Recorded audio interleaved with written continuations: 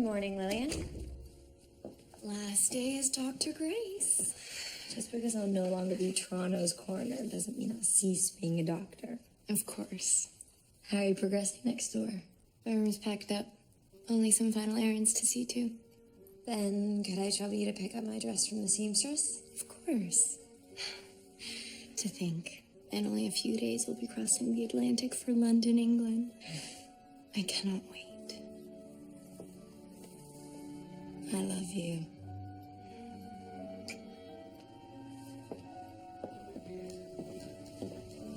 Yeah, good. Yes, we look forward to having you, Dr. Slater. Have a safe journey. I said, have a safe journey, Dr. Slater. Yes, you will need a substantial coat for the winter. I'll have to cut you short. My detective's calling. Sir, I can return. I will.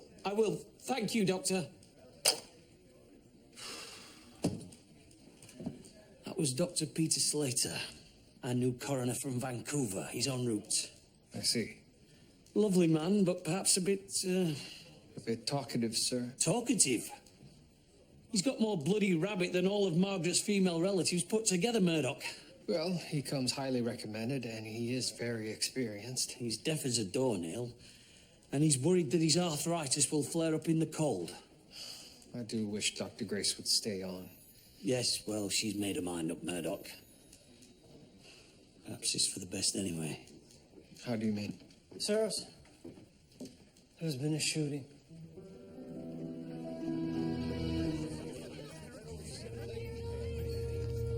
Sirs, no witnesses. Right here is fine. She's here. Thank you, Worsley. Good day, Inspector. Fresh corpse in a crime scene. What more can one ask for? I'll get someone else to attend the body. I'm not yet in London. Besides, I'm rather glad that my last day has offered some excitement. Let me do my job, Inspector. I can't. Why?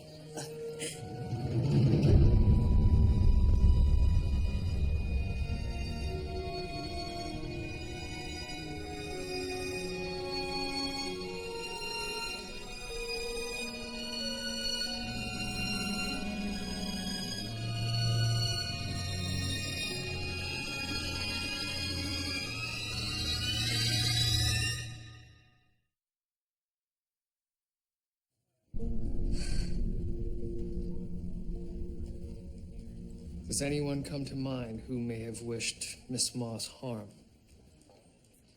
Not specifically. What about friends, family? She attended an embroidery group. I never went, but she said she had friends there. She never talked about her family. I took it to be a sore spot. I did meet her uncle once. Yes, Lillian arranged for me to meet him last year. He was sympathetic to our campaign. Wayland Porter, I believe. I know him. He's a fellow Mason. Right. Henry, anything interesting from Miss Moss's room? I found her appointment book. I found this key. I think it might be a safety deposit box. Can you think of anything else, Dr. Grace? No, we were packed for London. She was excited. Emily, I'm so sorry.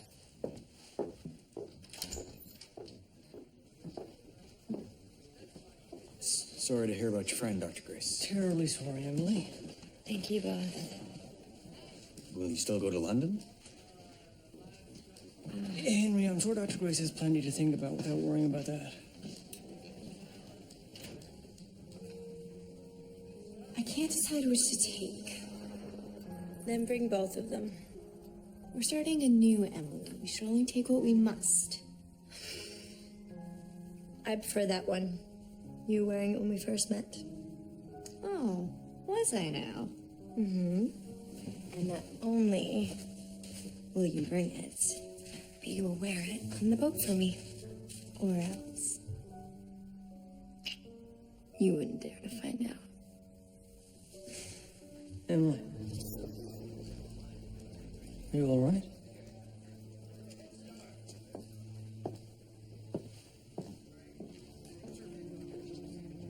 George, look at this. It was in her date book.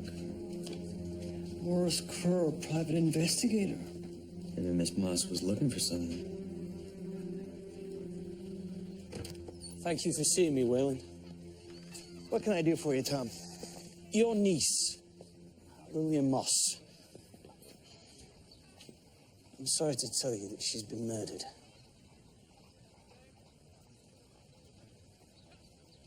We had just said our goodbyes prior to London. Do you know who did it?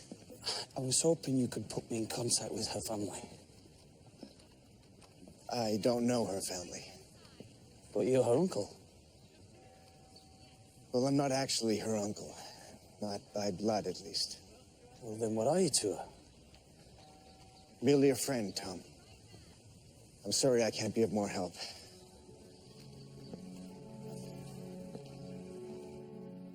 A single .38 caliber between the 6th and 7th true ribs.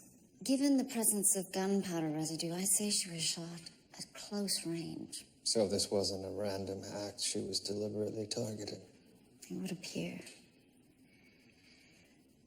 William, I received more than a few angry letters during the election. I imagine Lillian did too.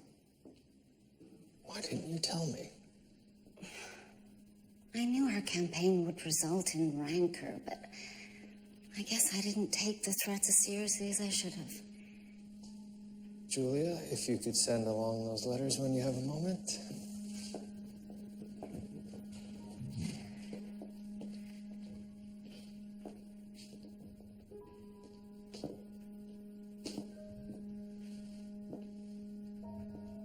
I want to see her, Julia.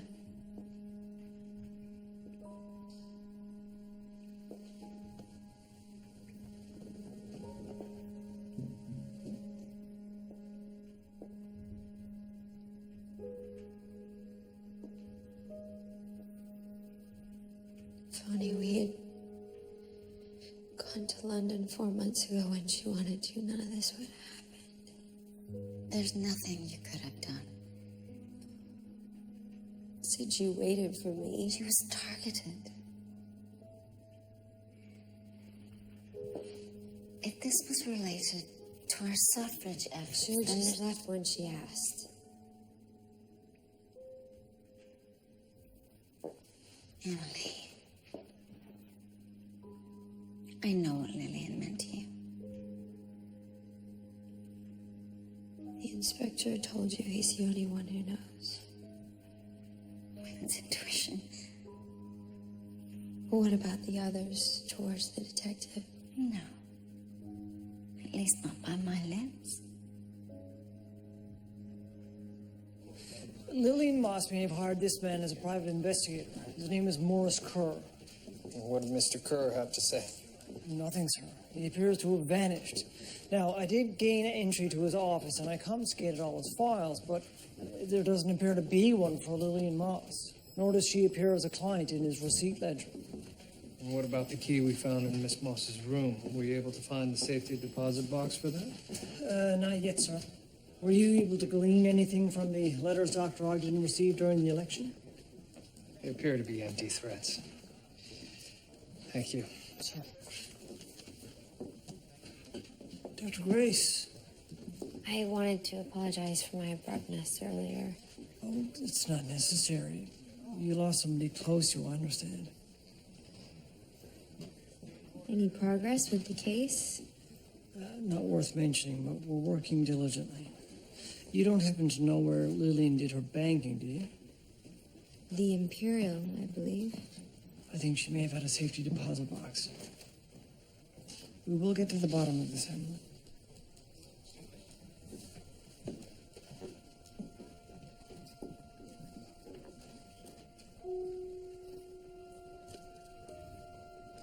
I just received a letter from a close friend of mine in London, England.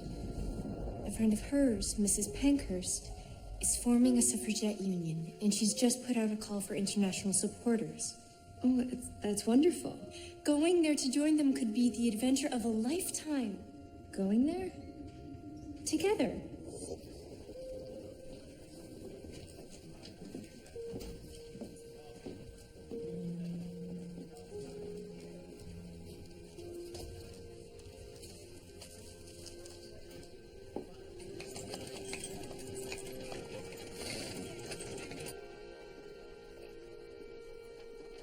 Emily.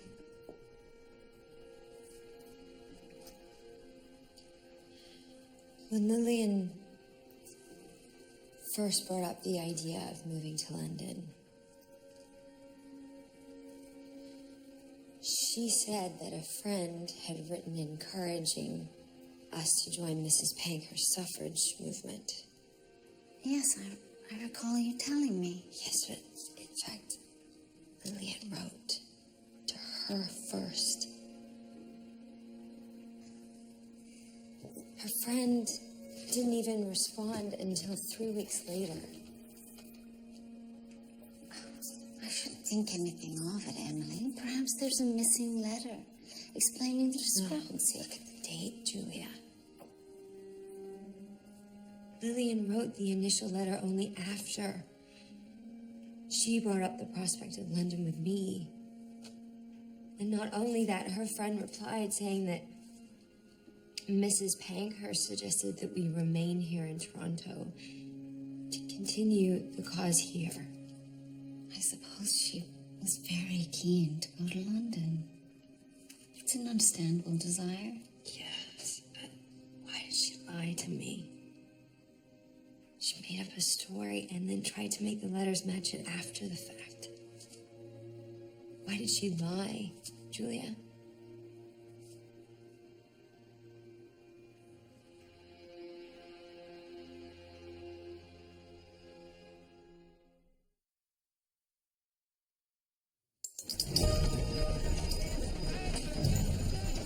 So far, we don't know much about anything. No witnesses to the shooting, no known enemies, and an uncle that's not even a bloody uncle. And she had the business card of a private investigator who is now missing, Morris Kerr. Do we know the connection to the missing sleuth yet? There's no indication that he was looking for her or that she had hired him to look for someone else. Sirs, I have something. Lillian Moss had a safety deposit box at the Imperial Bank. I found this. It's $400 in cash. That's a tidy sum for a young girl to squirrel away. And I know who gave it to her. This is your seal, is it not? Yes? Mr. Porter, this money was found in Miss Moss' safety deposit box. Why did you give it to her? She seemed desperate. I just wanted to help. How did you know one another? Well, we traveled in similar circles. Perhaps you were paying her for favors? Favors a man such as yourself could afford, and a lady such as Miss Moss could offer? Perhaps. Bollocks. Lillian Moss wasn't that type of girl. She was a sapphist. A devoted one at that. You say you traveled in similar circles. Perhaps if Miss Moss's desires were unconventional, yours are as well? It won't go beyond this office, Wayland. You have my word.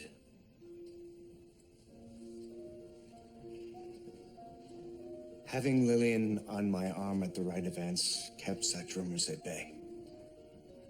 But that's not what the money was for. I don't know why she needed it, only that she did.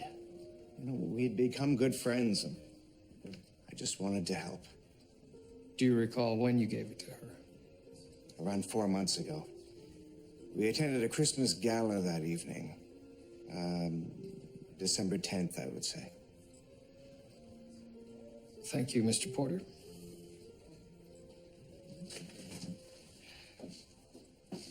Tom, I the Masons. said, you have my word.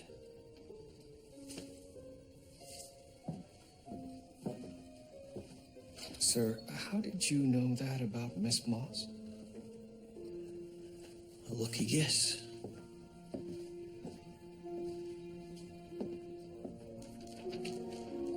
December 10th.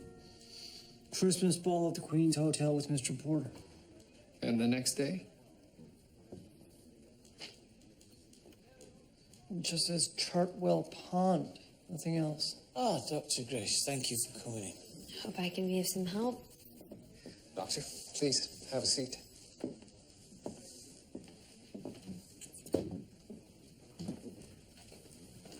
Doctor, approximately 4 months ago, Miss Moss was in desperate need of $400. Do you have any idea why? No. Although she was quite anxious around that time, which would coincide with her pressing me to go to London. But that urgency seemed to pass. Sounds like the money was to get you two across the Atlantic. No, I never asked for her to pay my way, nor was I even willing to go right then. Borrowing money for London would have been premature. Unless you planned to travel without you and then changed her mind. She wouldn't have done that.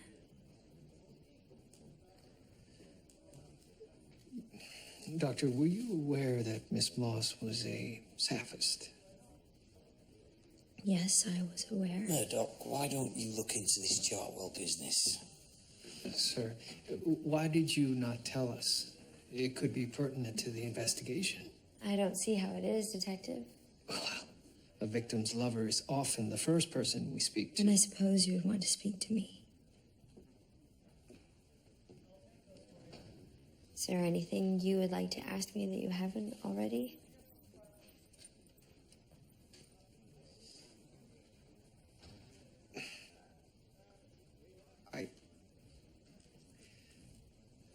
Thank you for your candor, Doctor.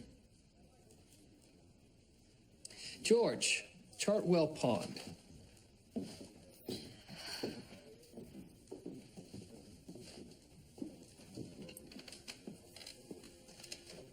I imagine that's a weight off, Doctor. I suppose so.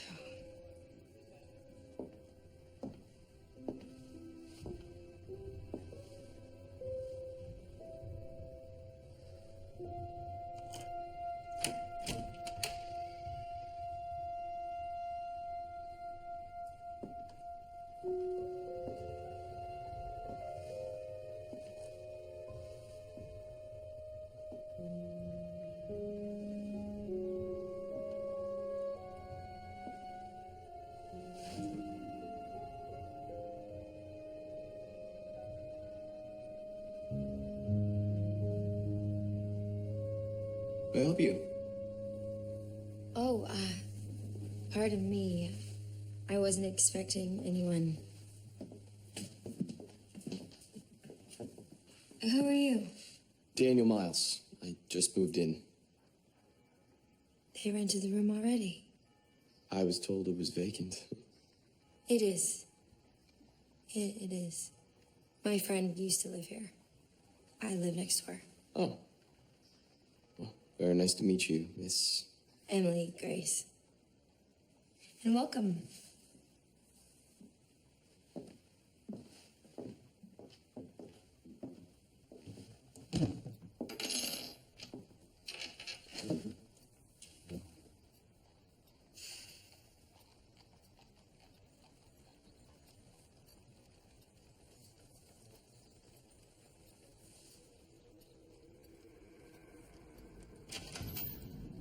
This is so exciting.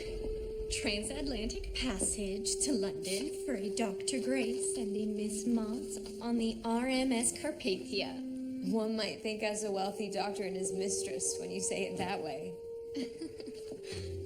Running off to start a new life together.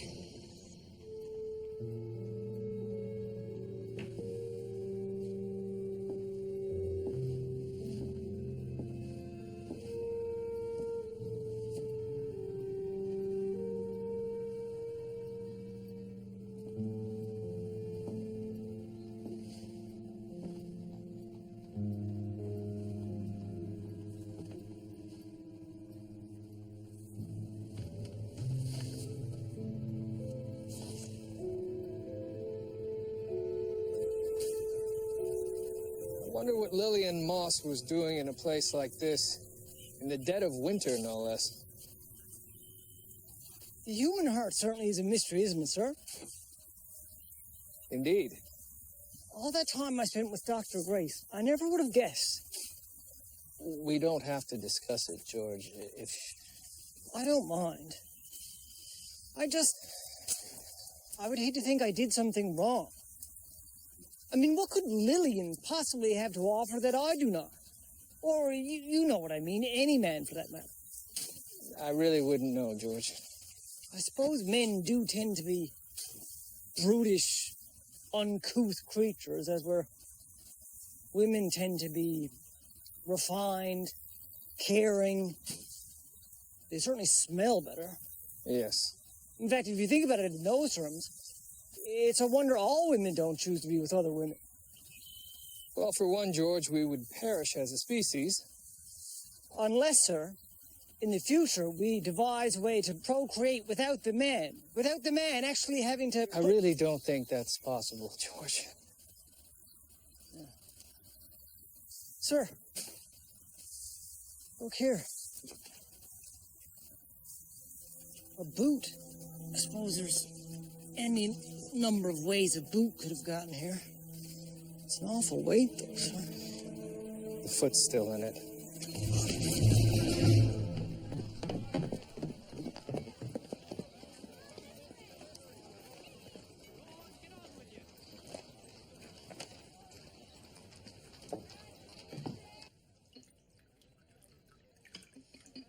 Do the police know who's responsible? Not yet, I'm afraid. Miss Holmes, may I ask how you knew Lillian? We became friends through our embroidery group. She helped me through a difficult time. And you? We both worked together on an election campaign last year for Margaret Hale. Yes, I do recall Lillian appealing to our group for support.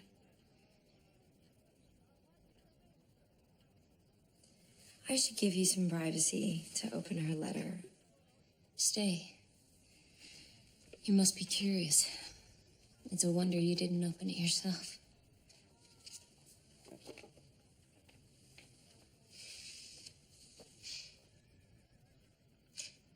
I'd never been to Toronto Island. Lillian took me there for the day. When was that taken? Quite recently. You two must have been very close. I'm sorry for your loss. My condolences to you as well.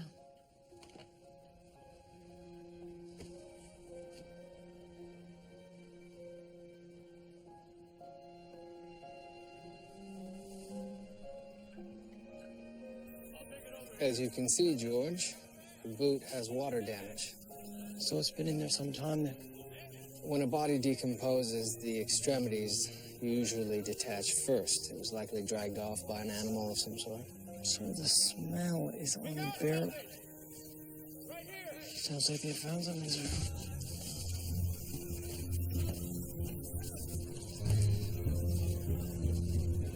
My God.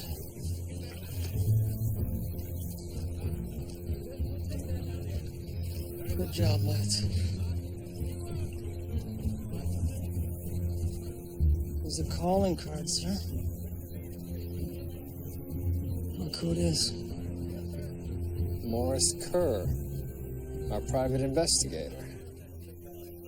Mr. Kerr was struck fatally on the head, perhaps with a rock or a club of some sort. When did he die? I'd say 4 or 5 months ago would be a fair estimate.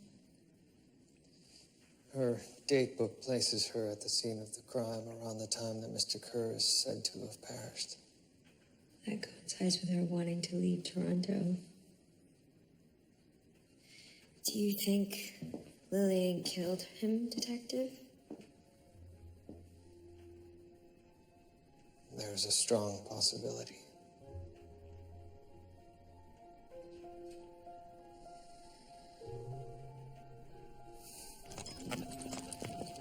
Now look at this, George.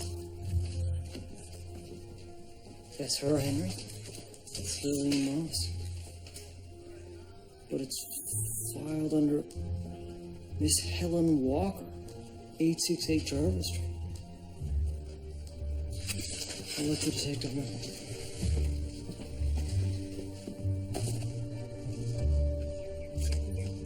This is it, sir. 868 Jarvis Street.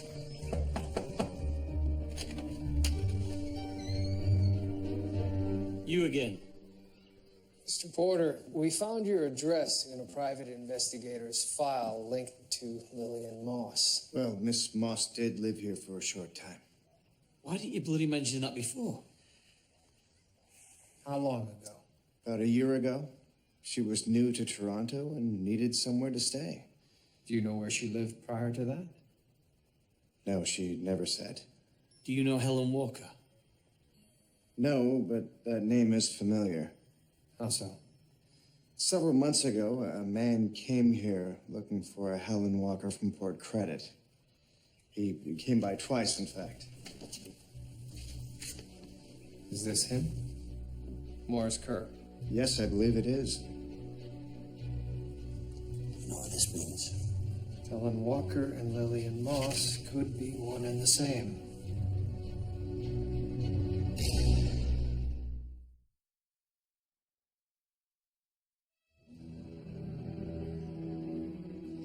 Helen Walker? You had no indication Miss Moss was living under an assumed name. Of course not. But then we don't know anything about her before she arrived in Toronto. The 1901 census confirms there was a Helen Walker in Port Credit at that time. Included is an address and a date of birth. February 17th, 1877.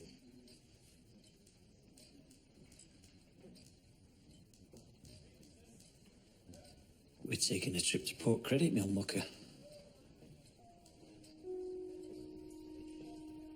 I fell for her without meaning to. Just because she wasn't who she said she was, that doesn't mean that what you had with her wasn't genuine. What you felt for her wasn't real. I'm afraid I've lost sight of what was real and what wasn't.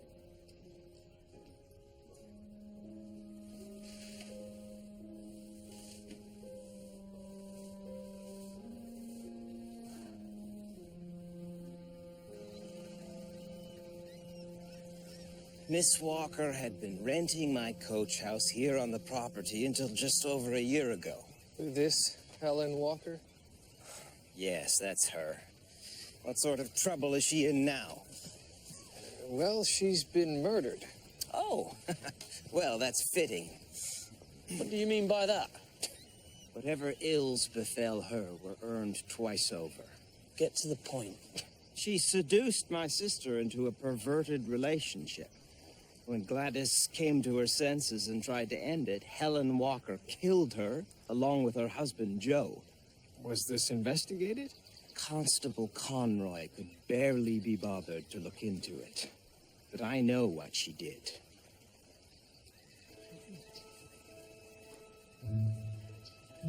You're different to Yorkshire, Murdoch. I imagine it is. Mr. Horsley belongs in the asylum. You can't believe a word he says. Tell us what happened, Constable Conroy. Miss Walker, along with Joe and Gladys Holler, took their boat out for a sail. The weather turned ugly, they lost control and hit a rock, puncturing their hull. They went overboard. Joe and Gladys perished, Helen made it to shore. Mr. Horsley contends that you were negligent in your investigation.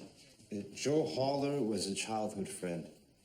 I was every bit as eager to solve the cases, Mr. Horsley, but there was no case to solve. It was an accident, one of many we have each summer here. Yet 2 people died, and the third changed her identity and fled town. You can appreciate why Mr. Horsley is suspicious. Her leaving town and assuming a new name can be explained quite simply. Nicholas Horsley. Go on. He harassed her in the ensuing days. He even threatened to kill her. Can we see the report? This includes Helen Walker's account of the events.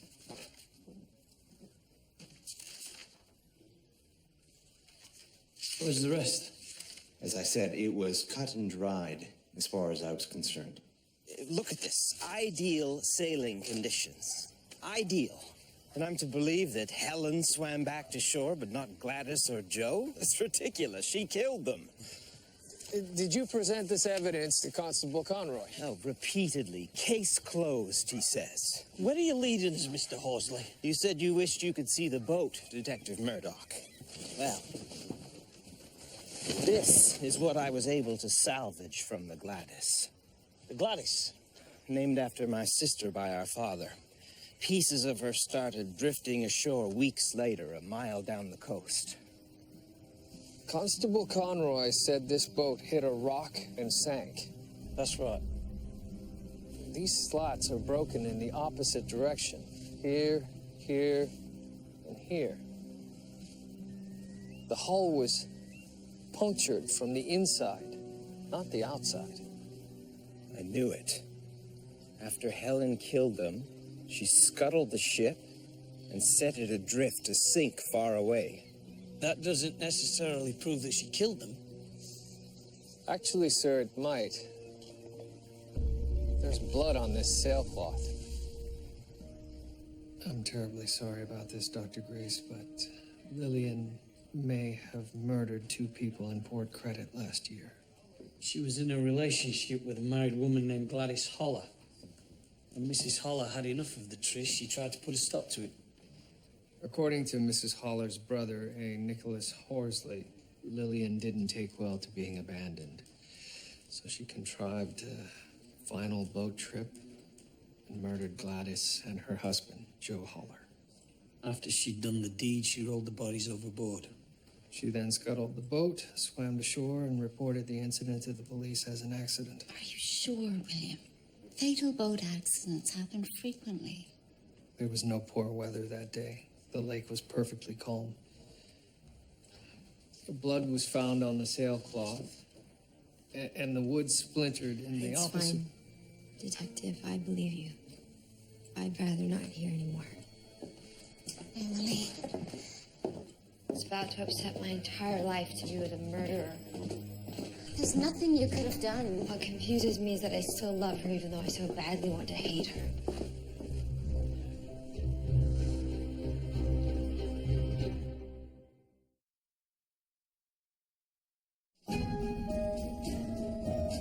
Sirs, I found no correspondence between our man in Port Credit, Nicholas Horsley, and the private investigator. He hired Morse Kerr to track down Helen Walker, or Lillian Moss as we knew her. He was convinced from the start that Miss Moss murdered his sister and brother-in-law. And since the police weren't doing anything, he took matters into his own hands. We know that Horsley threatened to kill her before she fled to Toronto. We also know that the private investigator found Miss Moss. In that case, Horsley would have known of her assumed identity. It would have been easy enough to track her down. And, sirs, Horsley's secretary puts him in Toronto on business the day of the murder. We need another trip to Port Credit, Murdoch. I suppose I should be relieved this is coming to a close. As am I, Emily. Your presence has brought me much comfort these last few days. Thank you. I should tell Lillian's friend we found her killer. Yes, of course. We know you hired private investigator Morris Kerr to locate her. Yes, I hired him, but I never found out where Helen was. Mr. Kerr stopped returning my calls months ago. He took my money and vanished. We also know that you were in Toronto on Tuesday, the day Miss Moss was murdered. We spoke to your secretary.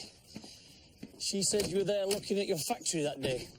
Not true. I sent my assistant that day. Mr. Horsley, if you weren't in Toronto, as you claim, then where were you?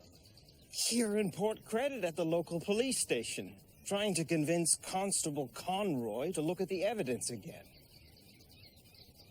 Miss Elms, it's Emily Grace.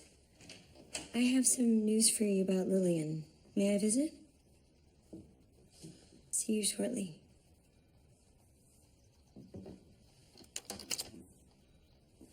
Sorry to intrude, Miss Grace. I couldn't help but hear that you were in the hall. How can I help you, Mr. Moss? Your friend forgot this. It had fallen behind the dresser. Not sure if it means anything to you. It does. Thank you.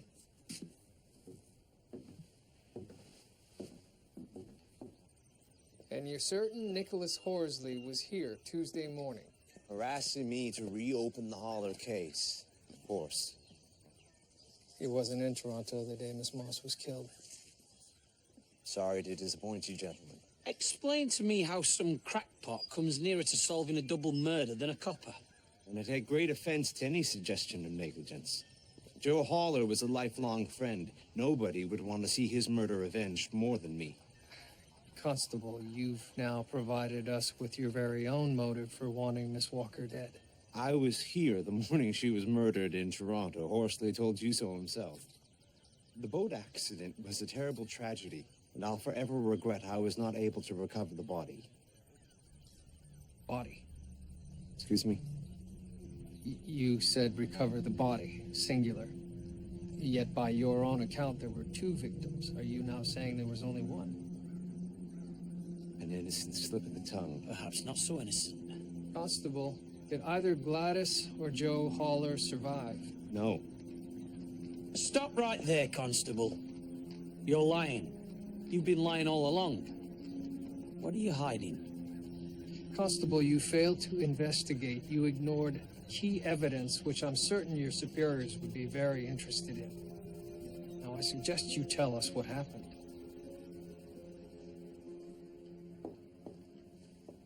We believe a man named Nicholas Horsley killed Lillian.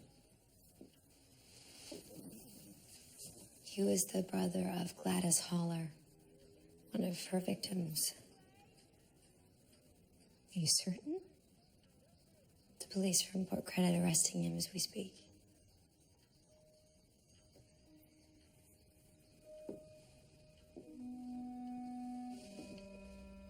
I thought the news would bring you some relief. We can finally put all of this behind us. It's just all been so overwhelming. Will you please excuse me for a moment?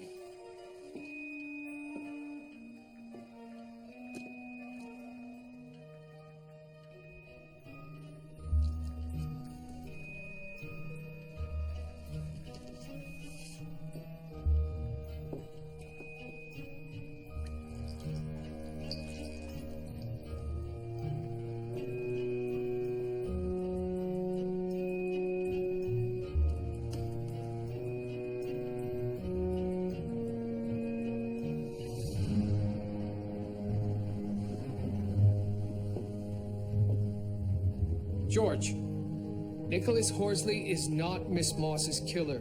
The real killer could still be living in Toronto under an assumed name. Now take this down.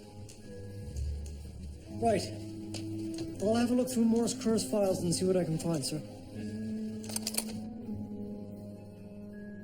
You're Gladys Haller. You two were lovers. You've been lying to me this entire time. Yes. What happened on that boat no longer matters. It very much does. What happened.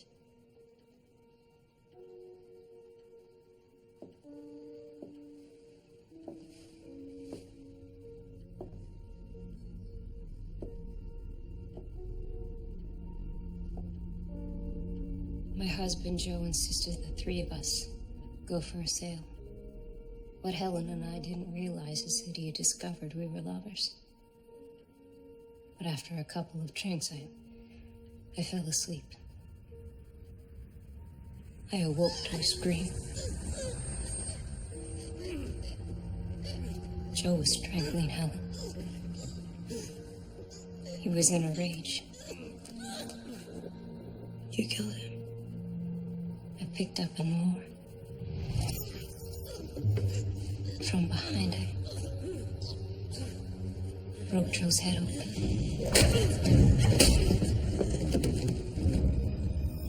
I watched him bleed.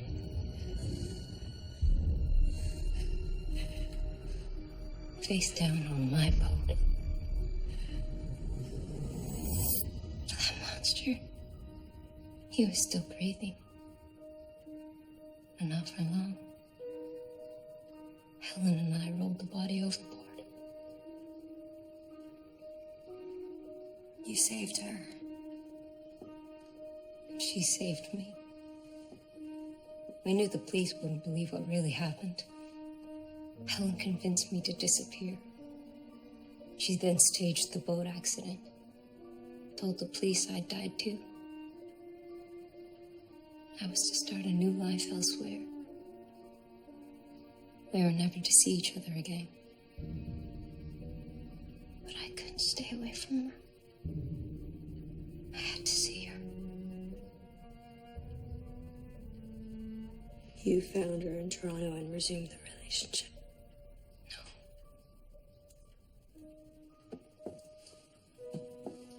Because of you. She didn't look at me the same way she used to. You killed her. No. You found out that we were going to London, and if you couldn't have her, no one else could. I'm not lying to you anymore. I'm so very lost, Emily.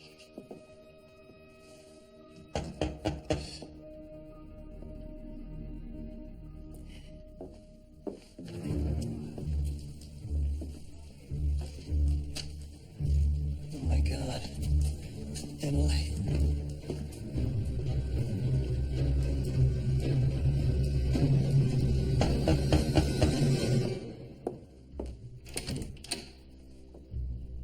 Hello, Gladys.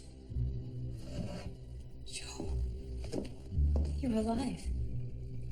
How could you leave me for dead like that? You killed Helen. It was all her fault, Gladys. She seduced you, tried to break us apart.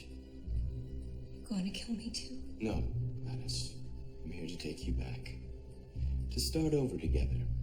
I'm gonna make you my wife again without Helen to get in the way. You're a monster. I want nothing to do with you. You don't have a say in the matter. I'm taking you, and I will do with you as I wish. You're my wife, Gladys. But first you'll tell me where your new lady friend is. I don't know who you're talking about. Don't lie to me. Where is Miss Grace?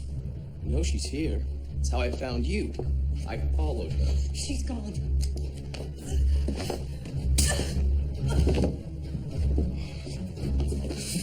Why did you make me do that? Please leave me, Joe.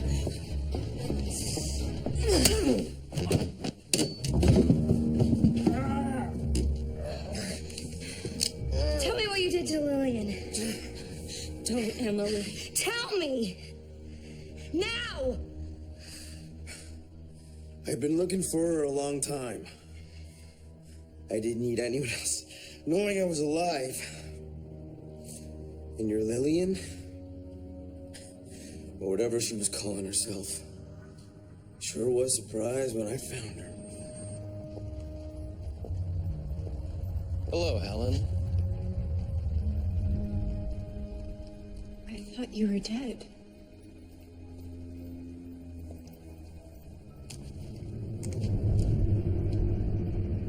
Where's Gladys? Leave us be, Joe. Leave us all be. Where is my wife?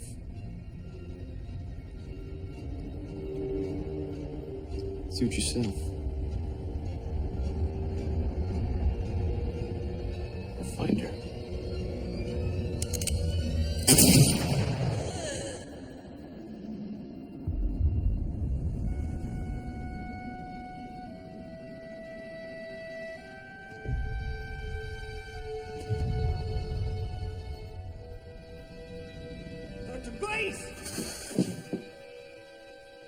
Emily, give me the gun. He killed Lillian. Emily, don't take the law into your own hands. Take it from me, it's a mistake. Please, Emily, give me the gun. Emily. It's all right. Emily.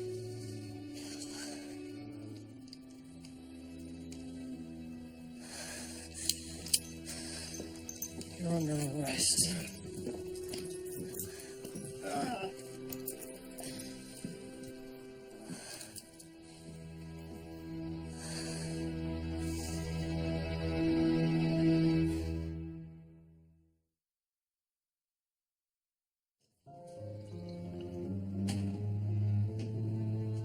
To England. Yes, to England. Cheers. Cheers. Change will do you good, Doctor. It's what Lillian would have wanted. It's what I want. Sorry to intrude. I've put a call through for you, sir. It's urgent. Oh, right.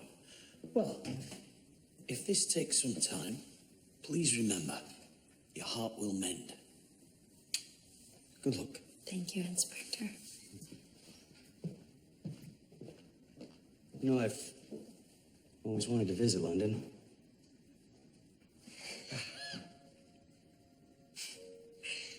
Take care, Dr. Grace. Thank you. London, England. I must say I'm somewhat jealous. Perhaps you'll find occasion to visit. I would very much like that.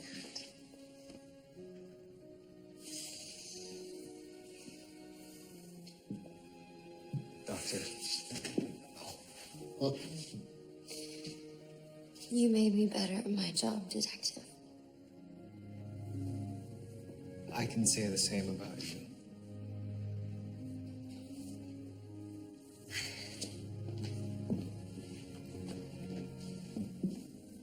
Well, goodbye. Good luck. Good luck.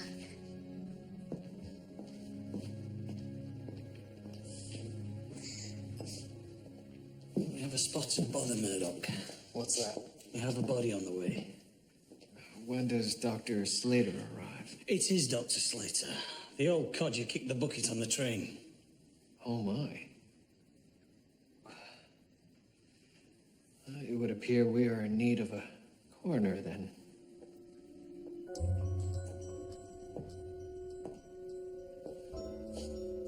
What?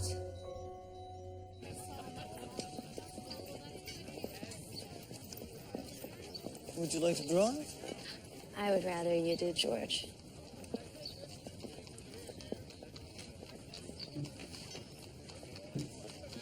Next stop, Union Station.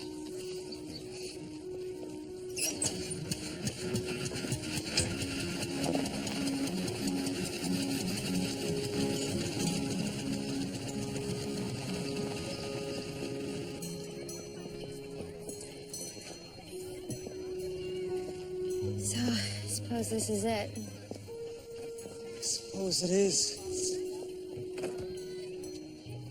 Thank you.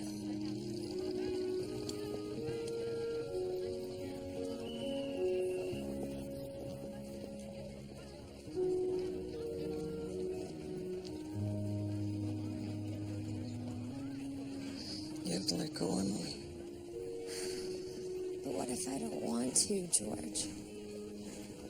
What if this is a mistake? And that's what you need to find out. Right?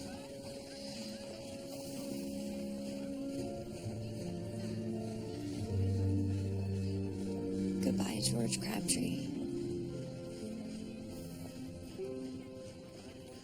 Goodbye, Emily Grace.